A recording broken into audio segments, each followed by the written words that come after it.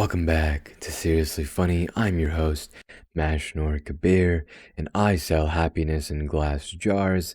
This is being recorded right after last week's episode, so I don't have anything more in the intro side than what you heard last week. I can say that I started watching Shakugan no Shana, which is an anime.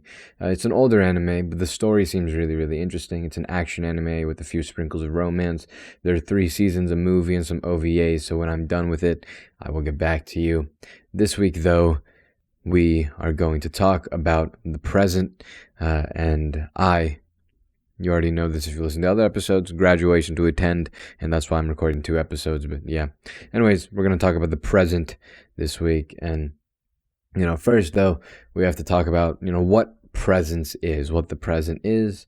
Many of the people that listen to this podcast probably know about the concept of being present through meditation and what it exactly means to, quote, be present, end quote.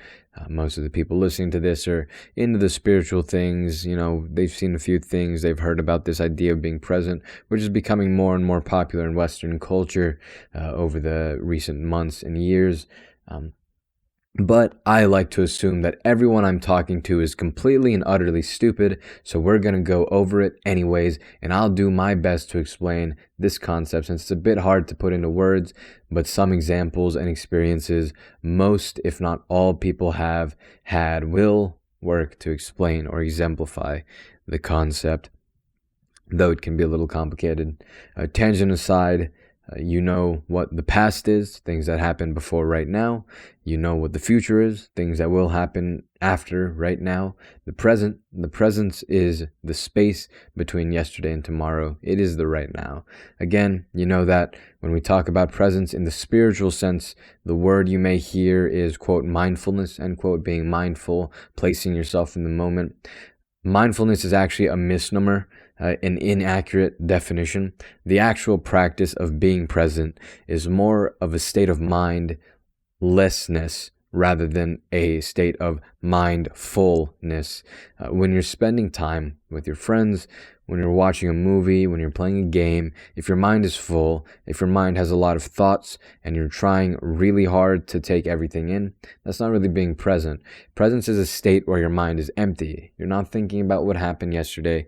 You're not thinking about what's going to happen tomorrow. You're simply right here in the moment.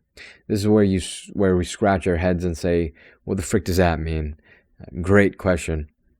I can't explain what it means to be present with the use of language, so let's hit that example. And the reason I can't use language is when you're talking about really complex things, especially in the spiritual sense, you get to a point where language doesn't really, especially in the English language, we just don't have the words necessary to describe certain feelings. And although I could string together some hodgepodge MacGyver example, it just wouldn't be equivalent to what it truly is like to be in the present. But one example that we can give is this one. Assuming that you've been to school, or you've ever had school, or you've ever been a student, you'll know this story. You wake up at Saturday morning, and remember that you have an assignment due on Monday at 12 a.m. So, yeah. And you think, I promised to hang out with Hank today. I'll start it later. You hang out with Hank. When you get home, you put on an anime recommended to you by your favorite podcast host, Mashnor Kabir, and the next time you check your clock, it's late and you need to go to bed because your favorite podcast host told you that sleep is important. And so you think, I'll start the report tomorrow. You wake up on Sunday, you know how it goes. You don't do it all day. Now it's 10 p.m. and you have 2 hours to write the entire report and submit it. This is all your fault, Hank. Freaking Hank. But yeah, and then you start that effing report. All right, you go into flow state. You think of nothing else. Your mind clears. Your fingers dance across the keyboard like Cinderella meeting her prince, and you work through that entire report. And the moment you press submit, it's 11:59 p.m. and you think, wow, how did 2 hours just go by? You think it was like 5 minutes, and boom, you're done, and you made it, and you got that 90, which is equal to 100, okay? If you don't relate to that story, and because you have never procrastinated, you've never been a student, or you are quite literally a prophet because no one else doesn't relate to that story. Think about playing a game with your friends or hanging out with Hank, and and time passes without you knowing it. There's no anxiety, no thoughts about the future, no reflecting on the past. You're just with your friends, and you're just writing that report with complete and utter focus. Every single neuron firing for the sake of what you're doing. Time doesn't exist, and that place, that space, is the present. As we just mentioned, in this space, you're in full focus. And if you can think about times where you've hit flow state, this is the peak state of human performance. People want to be more present. People want to be in flow state more often. And the most reliable way to make that happen is meditation. It literally rewires your default mode network, which is a set of structures and neural connections in your brain that, determine how often you can hit flow state. However, this episode is about the downsides to this extremely coveted state of mind. And I will say, before we move on, when you get that itch in your throat and you can't effing itch it because obviously you can't just stick your fingers inside of your mouth and itch it. I have that right now, and to be honest, it's making me want to rip my throat out. So if I come off a little agitated, it's probably because I want to rip my throat out. God, man, every time I'm breathing in, it kind of like somehow scratches that little itch, and it's just, God, it just makes it worse. It's not a good time, dude. You know how you can take your tongue and like kind of push it back and try to like scratch the spot, but it doesn't go away. I don't know what triggers it. I think it's allergies. I don't really have allergies that often, but this year, man, it's really been bad. And I watched a YouTube video from SciShow recently saying that climate change, due to how bad it is, has actually made pollution and allergies worse. So F climate change, F all of you, including myself, that make climate change worse. This sucks. This is not fun. I wanted to rip my eyeballs out a few days ago because they were itching because of allergies. Now my throat's effing itching. My nose ran. I've never had allergies this bad in my entire effing life in spring, okay? This is not okay. I don't want to be like these old people that are getting allergies. Whoever is doing this global warming thing, if it's you, listen to this podcast, I'm thinking about you. I'm talking to you. You better effing stop it, okay? You're making my life miserable. You need to chill the F out, okay? These allergies are not all right. Anyways, now that we've gotten that out of the way, good God. The first point we have here is within the present, there's no progression in the present. Progression is something that people use to motivate themselves, to fuel themselves, and to feel like their actions are having an impact and a purpose. The thing is, progression is measured by looking at the past state of something and comparing it to its present state. Working out, for example, you see progress by comparing your before and after picture and looking at how your weight has changed since you started working out. If you're trying to lose weight, then you're losing weight. If you're gaining muscle, you're probably not weighing yourself because it's going to go up. But yeah, since progression innately is derived from the usage of data from the past, you cannot find progression or view progression within the present. If you're fully present, your actions are simply your actions. You won't see how things are getting better or worse. Everything simply is what it is. Now, this can kind of be defended or argued. There's a counterpoint to this. Let's talk about enlightenment, for example. Enlightenment is a state of permanent presence, a state of being where you don't think about the future, you don't think about the past. Those things don't matter because those are both things you have to think about, and there are no thoughts in the present. There are simply actions that transpire within the present. If you're enlightened, the idea of progression doesn't matter to you. If you're in flow state or if you're present, you're not thinking about progression. It's not a thought that crosses the mind. So the fact there's no progression doesn't really matter since you wouldn't care about it in the moment. An enlightened person doesn't think about progression. They don't think about worse or better. They don't think about good or bad. Their thoughts just are not thoughts that they normally have. So that's how you can defeat the idea about progression happening. And finally, there's nothing in the present except for what is. One thing that, what we can mention here is that in the present, there's nothing except for what is. There's no thoughts, there's no anxiety, there's no hope, there's no idea about remorse, regret, and the mistakes and pleasures of the past. There is no thoughts or expectations for the future. There's none of that.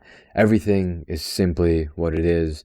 There's no good, there's no bad, both of which require comparison, which cannot happen within the present. When I was writing this script and when I came up with the idea about the curse of presence, I was in the shower. I thought there would actually be some, pretty good, solid points. But while I was writing the script, I came to see that all of my criticisms only exist outside of the present and completely disappear within the reference point of the present. So that kind of sucks. The title of this episode is completely clickbait. Sorry. And with that, I actually don't have anything more to say, but I still have like 10 more minutes left, so I don't know what to talk about. That was going to be it, but honestly, I did not write very much at all for this episode. And so while we have some time, first of all, I want to say that I made some iced tea this morning and it's really good. So, that's the first thing I wanted to say. Next, the weather is cloudy. I don't know why that means anything to you, especially since this was recorded 2 weeks ago when you're listening to this. But other than that, what else can we talk? Okay, so as I said, I'm going to a graduation when you're listening to this last week. And so it was over the weekend. And one of my younger cousins is graduating from high school. Done being a senior. I don't talk to them that much, so I don't really know what their plans are. I don't know if they're going to college, where they're going to college, what they're interested in studying. I don't really know much. Maybe I'll ask when I get there. Who knows? But I bought him a gift. I like giving people gift cards. A lot of people think that gift cards are a thoughtless gift and there's no meaning in it. F that crap, dude. Why would I give someone something that I don't know if they want? The only time I actually buy someone like a thing, like a material gift that's not just money or a gift card in some sort of way, is if I have someone else figure out what they want. For example, I bought one of my other cousins a pillow thing for her birthday 2 years ago, maybe 3. I think it was 2 years ago. And the reason I did that was because I asked one of her sisters to figure out, hey, what does she want? Can you go figure that out for me and not tell her that she's I'm going to get it for her? And then they did. And generally when I gave birthday presents, this was before COVID when I got laid off and I was unemployed. But I tended to budget at around $100 and I'd give people $100 in a gift card for their birthday, which is at least in my culture, I don't know about other people's, that's a fair amount. Most times when you get money over a birthday, it's going to be $25, $20, maybe 50 at the most. 100 is up there, especially since, these are kids and they don't have jobs. So when I give them $100 that's a fair bit of money to them, some of them. These days, everything costs a minimum of $100, so maybe it's not that much anymore. But so generally, I give $100, and I work hard so I can swipe the card. That's a great saying that one of my buddies said before, and I really liked it. But yeah, I'm a minimalist. I don't really buy stuff. My money kind of just keeps piling up. I don't really care about buying things. Every now and then, I'll buy something small, but generally, I save my money a lot, so I don't really have to worry about spending $100 every few months to give just to give some money or something so they can buy whatever they want to. Someone bought clothes, some people buy G Fuel, some people buy a bunch of random things. But yeah, anyways, I tend to give at least $100. This pillow that this one cousin wanted was only $60, so I saved $40, and so that was kind of cool. But saving the money at least. But yeah, that's the only time I buy people actual gifts. If I for a fact know that they're going to want, or that they want something specifically, and it's whatever. Anyone who says the gift cards are meaningless and it doesn't show thoughtfulness, I think it shows way more thoughtfulness, because why not let them buy what they want? What if they don't want one thing? What if they want a bunch of things? With $100, you can buy a bunch of different things. You don't need to just buy one. Gift cards are just great. But anyways, it's raining. Remember when I said it was cloudy? Look at that. Now it's raining. I looked out my window. There's a bunch of black spots on the black pavement. Water makes things darker somehow. Okay, don't judge me. I know I said something stupid. Crap. But yeah, I tend to give $100 for a present, and so where was I going with this? Am I just flexing how much money I give to people? Frick, is that what happened? My bad. But yeah, work hard, give people good gifts, and also gift cards. Get people gift cards. Don't give people your dumb crap. So as a minimalist, I don't want things. I don't want you to buy me a shirt. I don't want you to buy me anything. Give me some effing money. I'll put it in my bank account. I'll buy some G Fuel maybe one day. But that's like, stop with the whole effing taboo of gift cards. Okay, gift cards are great. They're one of the greatest things on the planet. All right, dude. Don't sit there and just, it doesn't show. It shows enough effing meaning. Okay, that, and I don't have meaning in anything I give anyways. If I give someone something, it's because it's practical or it's because they want it. It's not like, oh my god, this thing is so effing cute. I really like this and I think it'll mean so. No, now why would I do that, bro? It's not about me. It's about someone else. What the frick is that bull crap? But yeah, I mean, there's 5 minutes about me flexing how much money I have, so that's really good.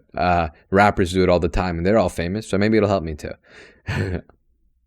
Other than that, I can talk about yesterday. Yesterday there was a little get together sort of thing. It was pretty large for one of the communities at my college that I've been a part of for a while, just due to where I've lived, and so.